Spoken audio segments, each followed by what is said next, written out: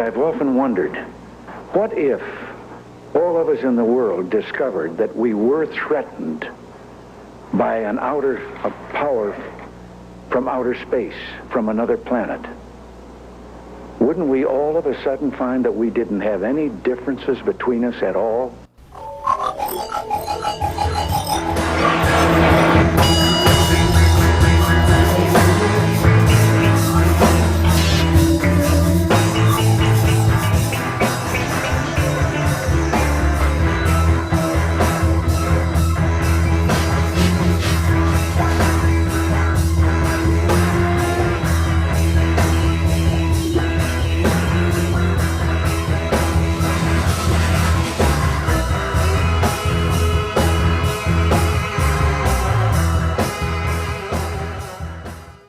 After a 1 year's investigation, I believe that the flying saucers seen by veteran airline and Air Force pilots are objects from another planet.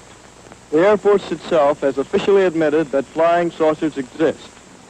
Not only that, the Air Force has officially analyzed the motives of possible visitors from space. Here is a direct quotation from the official report. Such a civilization might observe that on Earth we now have atomic bombs and are fast developing rockets. In the past history of mankind, they should be alarmed. We should therefore expect at this time above all to behold such visitation.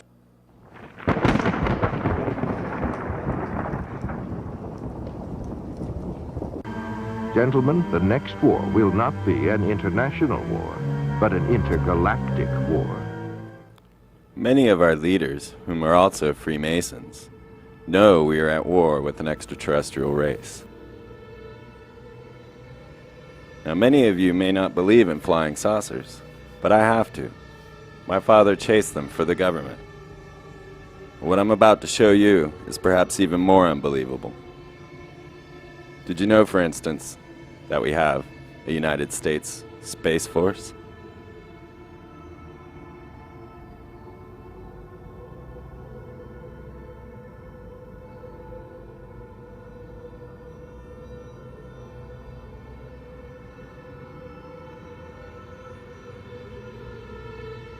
NASA footage clearly shows war efforts against extraterrestrials.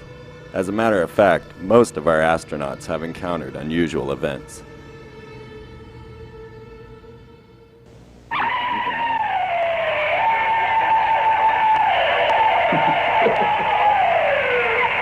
This is Apollo Control. Still no explanation. The weird noises emanating from Apollo 11, if indeed it is from Apollo 11. Perhaps it'll all shake out later in the mission as to what these strange noises are.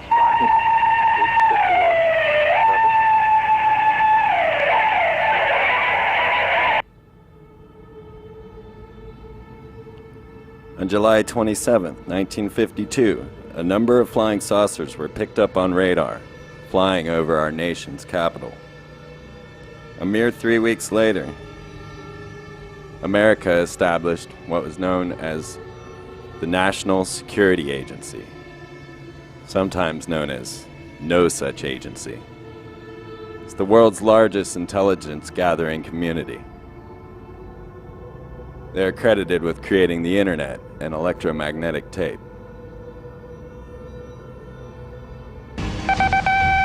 Headline edition, July 8, 1947. The Army Air Forces has announced that a flying disc has been found and is now in the possession of the Army. Army officers say the missile, found sometime last week, has been inspected at Roswell, New Mexico, and sent to Wright Field, Ohio, for further inspection. And in 1947, a flying saucer crashed near Roswell, New Mexico. 3 months later, America established the Central Intelligence Agency. Known for its use of mind-altering technologies, under MKUltra, the CIA conducted memory experiments on thousands of unknowing people. They used LSD and other drugs, brainwashing, hypnosis, and many other mind control techniques.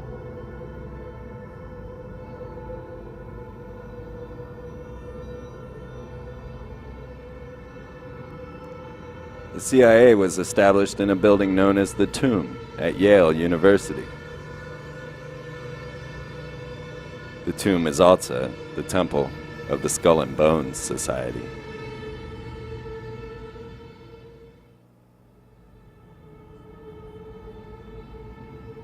Our president, who is also a member of the Skull and Bones, left on June of 2002 to announce to the world that we will have a missile defensive shield, whether you like it or not.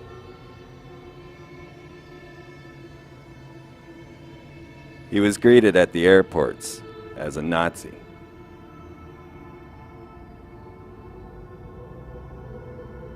And a killer. And yes, even as Satan himself.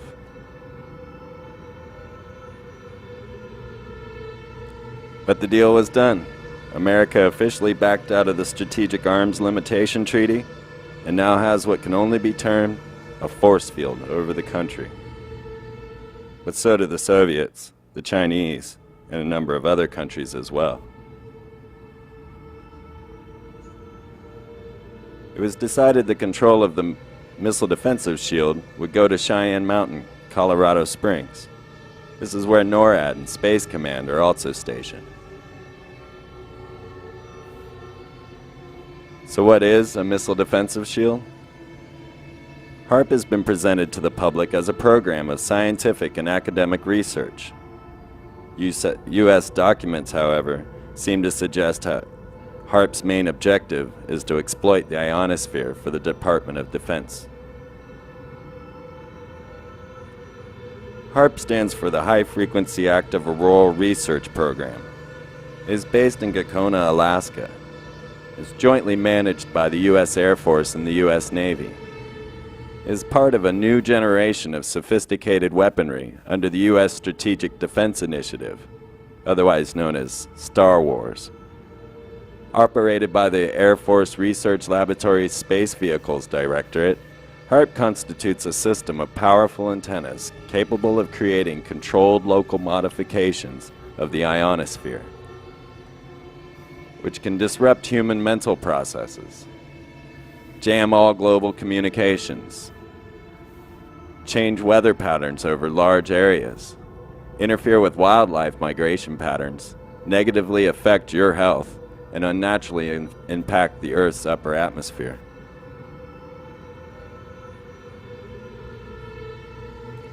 Gene Manning and Dr. Nick Begich brought HAARP to the attention of the world with the book called Angels Don't Play This HAARP.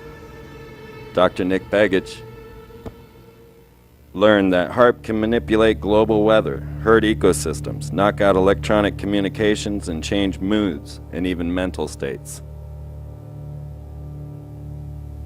He describes HAARP as a super powerful radio wave beaming technology that lifts areas of the ionosphere by focusing a beam and heating those areas. Electromagnetic waves then bounce back onto Earth and penetrate everything, living and dead.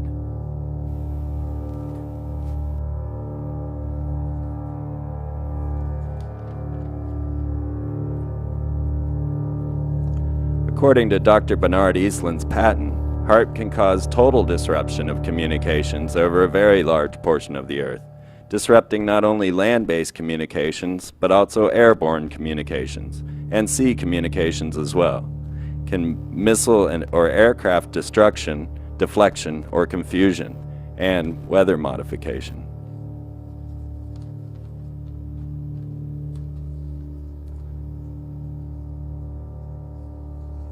Put simply, the apparatus is a reversal of a radio telescope, just transmitting instead of receiving. It will boil the upper atmosphere. Captain Tyler, director of the United States Navy Electromagnetic Radiation Project, states that effects which could be stimulated chemically could also be stimulated electrically. With the right electromagnetic field, for example, you might be able to produce the same effects as psychoactive drugs. Countless suns in other galaxies spray cosmic rays in all directions continuously. Closer to home, our sun radiates gamma rays, X-rays, and shorter wavelengths of ultraviolet light. When they hit the outer layers of the Earth's atmosphere, these cosmic rays are absorbed by atoms, but in the process, electrons are knocked off. Thus, there is a constant flux of electrons at this altitude. The atoms are changed to positively charged ions. This process gave the ionosphere its name. Blown towards Earth on the solar wind, electrically charged particles follow Earth's magnetic field lines. Along such paths of least resistance, high-energy particles funnel towards the magnetic poles of the Earth, squeeze into a poleward current called the electrojet, and are dumped towards the Earth. Sometimes the electrojet dwindles, but other times a solar flare floods the system with high-energy particles, and the sky lights up into the dancing, shifting curtains of the auroral display.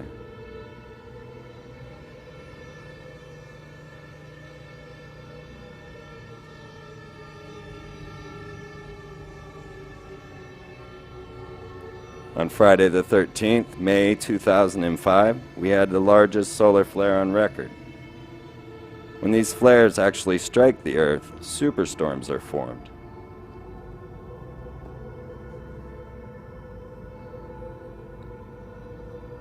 HAARP is the largest ionospheric heater in the world. The ground-based equipment will beam focused energy up to the ionosphere, where the beamed radio frequency waves would interact powerfully with charged particles that are always trapped there. Essentially, HAARP is a ground-based solar flare.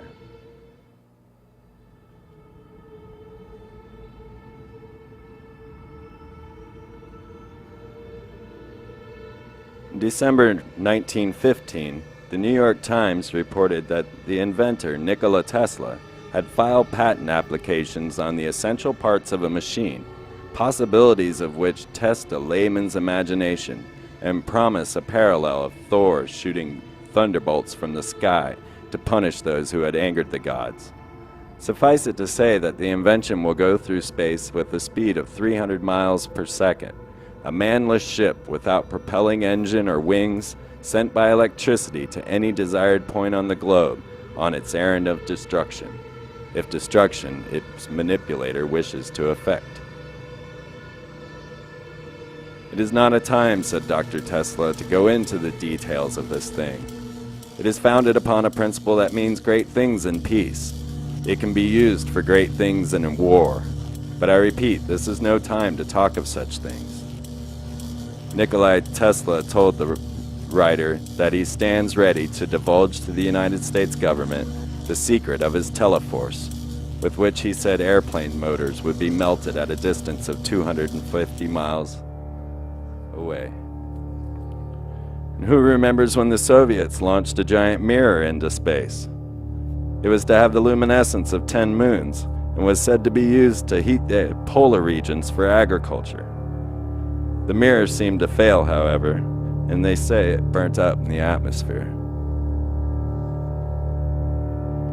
HAARP has the ability to generate such a mirror effect by causing a plasma cloud in the ionosphere that can direct solar radiation to desired targets. I received a report that HAARP was tested as a meteor deflection shield. It seems a meteor was directed straight towards the facility. Could we have the ability to hurl meteors at our own planet with such precision? I looked deeper and found that the Anchorage Daily News reported such an event. A meteor struck the ionosphere, the clouds dispersed at 1,000 miles per hour, and then a sonic boom. Many of the people in Anchorage thought it was the end of the world and sought refuge in their basements. And 3 hours later, an earthquake struck. The USA Today reported that Milosevic accused the U.S. of using HAARP in the Gulf War to cause his floods and earthquakes.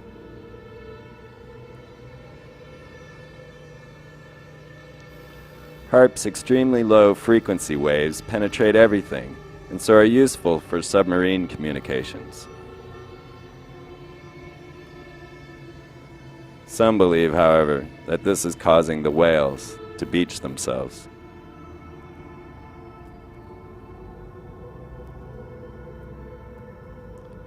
HAARP's transmitter can penetrate land as well. Known as tomography, HAARP can peer into the Earth to find subterranean complexes, such as the one found under the Giza Plateau.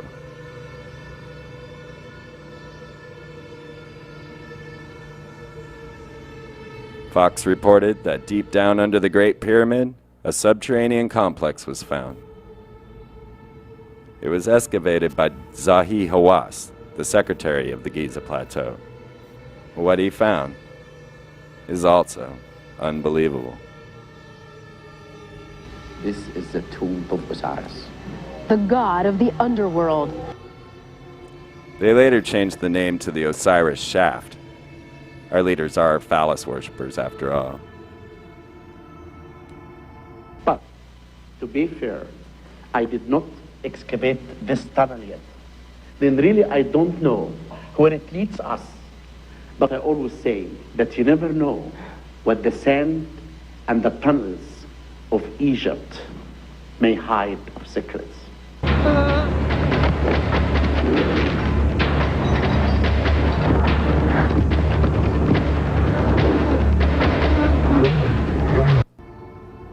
Many believe that the Greys are actually subterranean beings, having existed on this planet for tens of thousands of years. History reports them as a worker race brought by the gods to do mining work. They were known as the Anunnaki. Reports have come from Dulce, New Mexico, of a war between these subterranean beings and our military.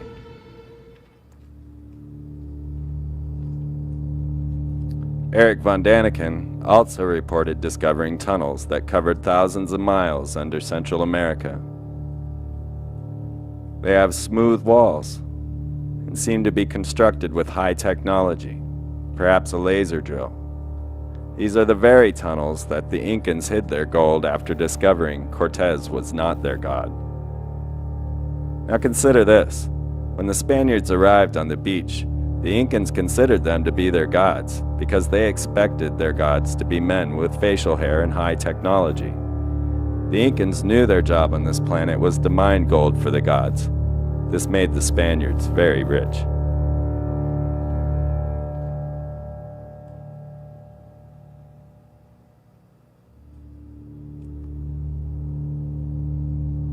Some ideas about HAARP are not generated from this planet at all. Channeled information from the Pleiades, and direct contact from the Pleiadians themselves tell us that we live in a very special time. They came to tell us that we are at the beginning of a new great year. This is based on the 26,000-year cycle of the precession of the equinox, what we call the astrological cycle. We are now entering what could be termed the Great Day. For 13,000 years, we have been asleep in the great night. Now, as our solar system turns to face the photon belt radiating from the galactic core, we are coming awake in the age of man, the age of Aquarius, and we will ascend to new dimensions.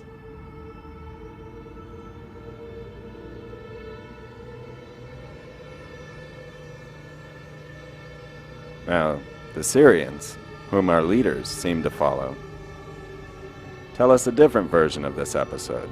They say there is no way we will survive this radiation. They tell us that we should build frequency modulators around the globe, a force field, to transport our planet to their solar system. HAARP and its counterparts are just such a system. Can you imagine waking up to 2 suns?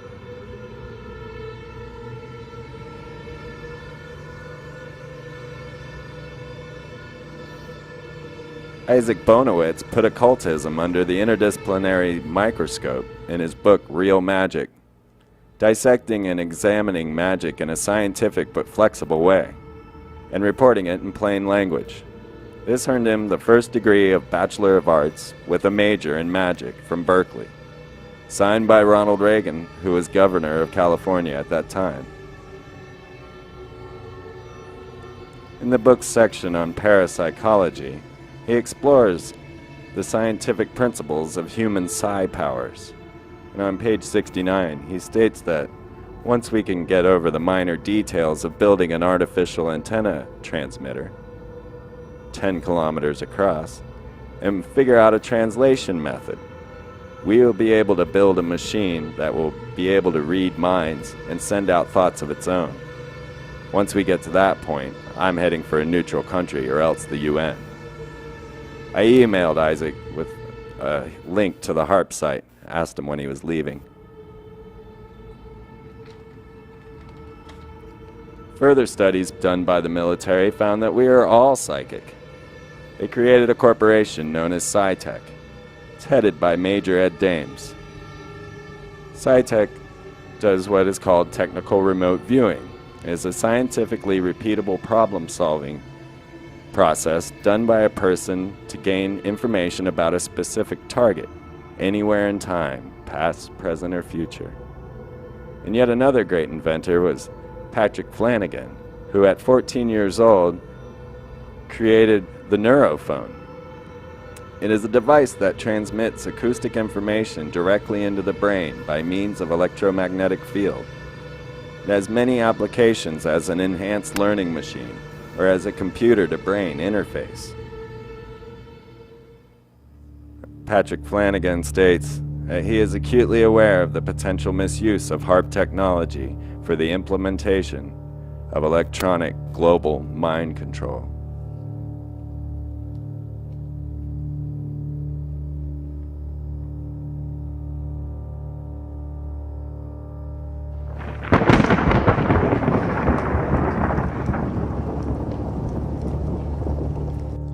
So you see, that once we all have our chip in place,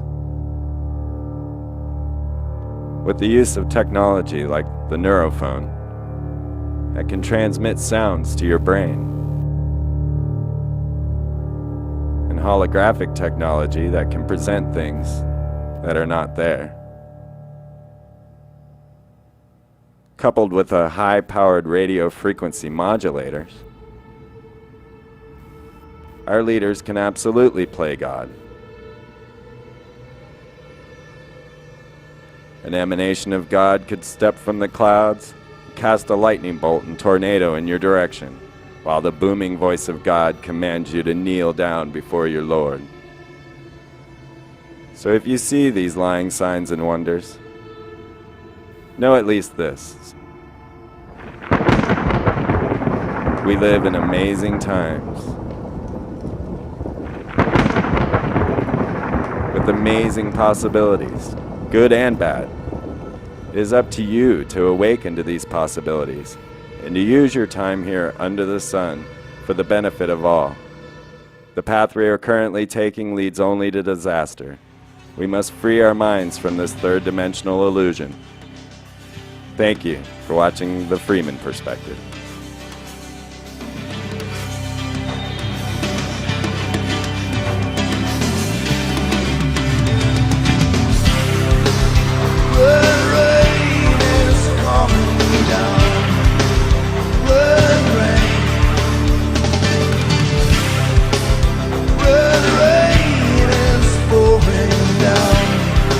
Pouring down all